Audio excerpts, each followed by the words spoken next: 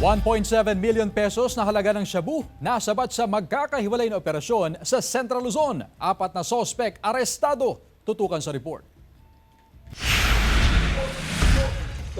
Inaresto ng Police Regional Office 3 ang 4 na high-value individuals sa isang bypass operation sa Barangay Santo Niño, City of San Fernando sa Pampanga noong January 30. Nasamsam sa mga sospek ang nasa 80 gramo ng hinihinalang shabu na nagkakahalaga ng aabot sa 544,000 pesos. Dinala ang mga sospek sa himpilan ng pulisya para sa proper documentation at disposition.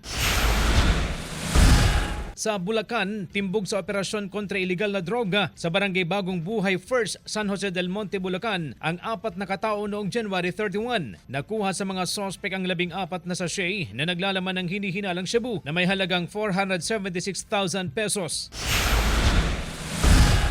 Isang high-value individual naman na nasa drug watch list ang nahuli rin ng mga otoridad sa Roman Highway, Barangay Tenejero, Balanga City, Bataan noong Enero 31.